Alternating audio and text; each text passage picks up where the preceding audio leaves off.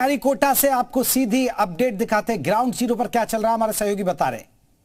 आप देख रहे हैं लगभग इसी तरीके का रॉकेट है और ये हीट शील्ड अलग हो जाएगी। इसके अंदर से आदित्य L1 जो कि सैटेलाइट ऑब्जर्वेटरी होगी सूर्य के लिए भारत की, वो बाहर आ जाएगी और इसे 19,500 किलोमीटर की दूरी के ऊपर स्थापित किया जाएगा अंतरिक्ष में, जो धरती की कक्षा है उसके अंदर, और उसके बाद धीरे धीरे इसका ऑर्बिट बढ़ाया जाएगा। लेकिन शोभना, इसमें सबसे चुनौतीपूर्ण कहा जा सकता है वो हिस्सा है जब धरती की कक्षा से, धरती के गुरुत्वाकर्षण से निकलकर ये सूर्य के ऑर्बिट के अंदर प्रवेश करेगा। उसके लिए जो इसका रास्ता होगा उसके अंदर इसे एक लूप लेना होगा और वो जो लूप है वो अंतरिक्ष में इसे लूप लेना होगा। बेहद कठिन ये मनूवर कहा जा सकता है क्योंकि ये दूरी भी बहुत ज्यादा है।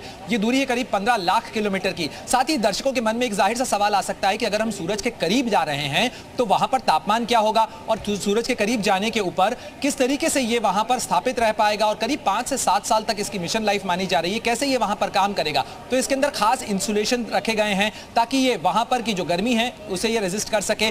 लाखों सेंटीग्रेड की ये हीट सहन कर सकता है, इतनी इसके अंदर क्षमता जो है वो रखी गई है। इस तरीके के मटेरियल का इसका अंदर इस्तेमाल किया गया है। साथ ही हीट रिफ्लेक्टर्स इसमें लगाए गए हैं। जी बिल्कुल, तो आपने समझा कि आखिरकार जब ये उतरेगा तो गर्मी सबके जहन में है कि सूरज के आगे तो आप यहां पृथ्वी पर रहकर आप सूरज को नहीं देख पाते, इतनी गर्मी होती है। आप सूरज की तरफ देखेंगे तो आपको आंखों पर बड़ा असर पड़ता है और धूप आप देखते हैं, पसीना में तर हो जाते हैं गर्मी के मौसम में। तो जब सूरज के पास ये पहुंचेगा तो सूर्ययान आदित्य L1, तो वहां क्या स्थिति होगी, यही चीजें हम आपको ग्राउंड से समझाने की कोशिश कर रहे हैं।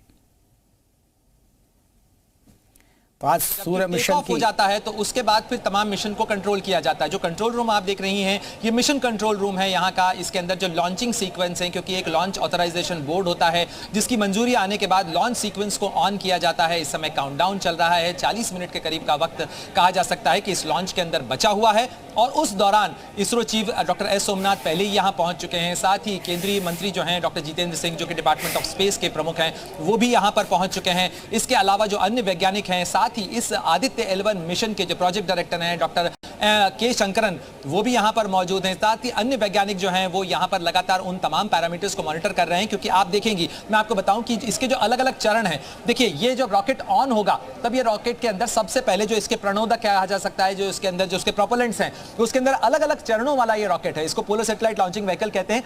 और ये जो छोटे छोटे आप रॉकेट्स देख रही हैं वो, और प्लस यहां से इसके अंदर सबसे पहले जो रिएक्शन कंट्रोल थ्रस्टर्स हैं वो फायर होंगे। इसके अलावा ये जो रॉकेट्स हैं ये फायर होंगे। इसके अंदर POSM एक्सेल इन्हें कहा जाता है। और इसके बाद अलग अलग चरणों के अंदर ये जो बैंड्स आप देख रही हैं ये अलग होंगे। और जब तक करीब 1 घंटा 3 मिनट का वक्त इसे लगेगा, जब ये करीब 63 मिनट के वक्त के अंदर ये अंतरिक्ष के अंदर आदित्य L1 को इससे सेपरेट हो जाएगा। और उसके बाद करीब 1 घंटा 13 मिनट का वक्त जब होगा, जब ये धरती की कक्षा के अंदर स्थापित हो जाएगा। तो इस पूरी प्रक्रिया के अंदर जो तमाम चरण है, क्योंकि इसके अंदर रॉकेट फायर होने हैं, हर चरण की एक प्रक्रिया है, हर चरण के अंदर रॉकेट्स फायर होने हैं, साथ ही इनका सेपरेशन होना है। ये जो गायरोज और ये जो रिंग्स आप देख रही हैं ये अलग अलग होते हैं। और ये पूरा रॉकेट एक तरीके की असेंबली है, इसे अलग अलग पार्ट के अंदर ही असेंबल किया जाता है और उसके बाद इसी तरीके से ये वहां पर अलग होते हैं और उसके बाद किसी भी सैटेलाइट को जो है अंतरिक्ष के कक्षा के अंदर स्थापित करते हैं। तो जटिल प्रक्रिया है, लेकिन ये जैसा मैंने आपसे कहा कि इसरो के वैज्ञानिक ये काम कई बार कर चुके हैं। ये 57वीं उड़ान है PSLV की। तो आप अंदाजा लगा सकते हैं कि अब तक 56 बार कामयाबी से अंतरिक्ष के अंदर भारत का इसरो जो है वो सैटेलाइट को लॉन्च कर चुका है। और यही कामयाबी है इसरो की, कहा जा सकता है किफायत भी उसकी एक बहुत बड़ी कामयाबी है, क्योंकि महज 400 करोड़ के अंदर भारत ने ये सैटेलाइट न केवल तैयार कर लिया है बल्कि सफलतापूर्वक, अभी हम सुन रहे थे अमिताभ घोष को जो कि नासा के वैज्ञानिक हैं, वो भी कह रहे हैं कि हमें पूरा कॉन्फिडेंस है कि इसरो इसे बिना किसी चूक के, बिना किसी गलती के, बिना किसी अड़चन के इसे सूर्य की कक्षा के अंदर स्थापित कर देगा। तो निश्चित रूप से उम्मीद की जानी चाहिए शोभना कि चंद्रयान पर सॉफ्ट लैंडिंग के बाद अब सूरज से नजरें मिलाने के लिए जब इसरो का चंद्रयान का कहा जाए आदित्य L1 मिशन पहुंचेगा तो महज 10 दिन के भीतर भारत अंतरिक्ष के अंदर कामयाबी का एक और सितारा लगाने जा रहा है। जी बिल्कुल, तो हमारे सहयोगी देखिए प्रणय हमें बता रहे हैं कि किस तरह कामयाबी, अब उम्मीद है कि कामयाब हम होंगे। और देखिए चंद्रयान पर तो हम उतरे, चंद्रयान 3 किस तरह सफल लॉन्चिंग रही और अब आदित्य L1 की लॉन्चिंग हो रही है, या उड़ान भरेगा। और उसके बाद अब देखना होगा कि ये, क्योंकि 100 से 120 दिन अभी आपको लगेंगे, आपको बता दें। हालांकि सबसे पहली बात है कि सफल यहां से उड़ान होगी और चांद पर परचम, अब सूर्य नमस्कार, यानी सूर्य पर अध्ययन करेगा, रवाना होगा आदित्य L1 और सबकी नजरें टिकी हुई हैं। बस अब 20 मिनट का इंतजार है, थोड़ा इंतजार, इसरो की नई उड़ान। तो 20 मिनट के इंतजार के बाद ये आप देख सकते हैं, ये सीधी तस्वीर हम श्रीहरिकोटा से आपको दिखा रहे हैं, इस पर सबकी नजरें टिकी हुई हैं और ये उड़ान भरेगा आदित्य L1।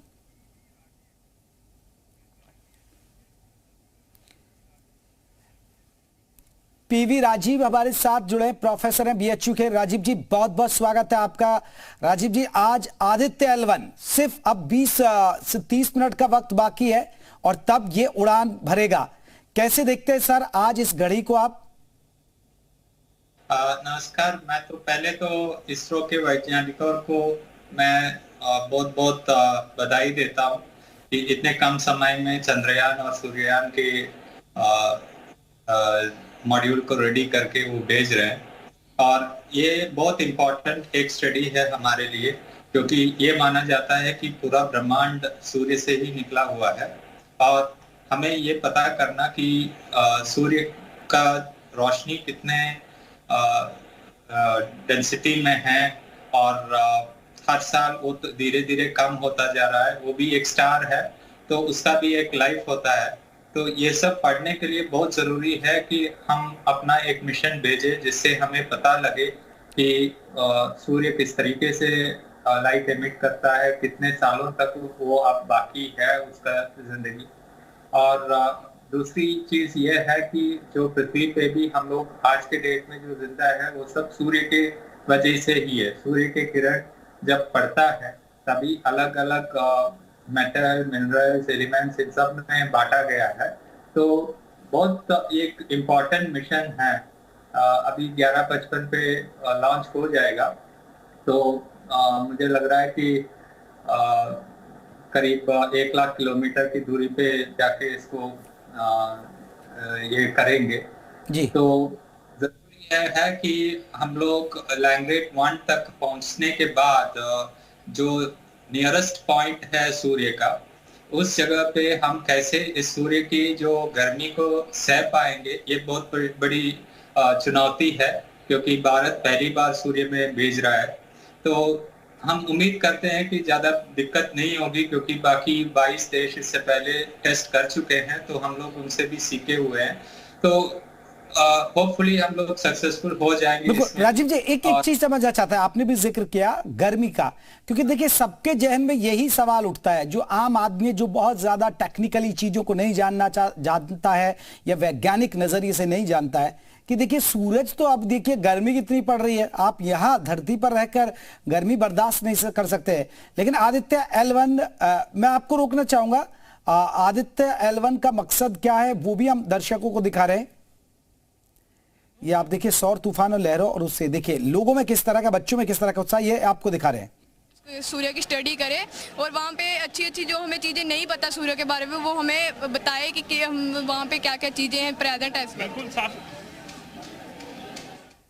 तो जम्मू से आप देख रहे थे, लोगों में उत्साह, बच्चों में भी उत्साह है। राजीव जी, आपसे मैं वही जिक्र कर रहा था, तो उसको जरा बताइए आम दर्शकों के लिए कि क्योंकि कहाँ कैसे स्थापित होगा, क्योंकि गर्मी बहुत ज्यादा है।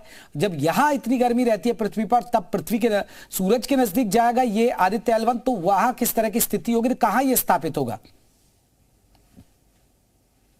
लैंग्रेट 1 करके जो आउटर एनवायरनमेंट है, जो सूर्य के सबसे नजदीक तक जहां हम पहुंच सकते हैं, वहां पे इसको प्रेषित किया जाएगा और वहीं से पूरा रीडिंग लिया जाएगा। और गर्मी इतना तेज होगा, जहां तक मेरा अंदाज है 3000-4000 डिग्री सेल्सियस के करीब होगा, जिसको सहने की क्षमता होनी चाहिए। उस हिसाब से देखा जाए तो हमारे वैज्ञानिकों ने इस तरीके का ये लिया हुआ है। They have taken the steps that जो भी मेटल उसमें यूज किया है, जो भी आइटम उसमें यूज किया है, वो पिघल ना जाए। तो उस हिसाब से हम लोगों ने पूरा प्रिकॉशन लिया हुआ है और उसको बचाते हुए हमें ये देखना है जी चले, राजीव जी से संपर्क टूट गया, लेकिन अभी देखिए ये सीधी तस्वीरें आप दिखा सक रहे हैं श्रीहरिकोटा से। तैयारी हो रही है, श्रीहरिकोटा से लॉन्च होने जा रहा है, यहाँ तैयारी आप सुनिए। Another chapter in the glorious space research history of India.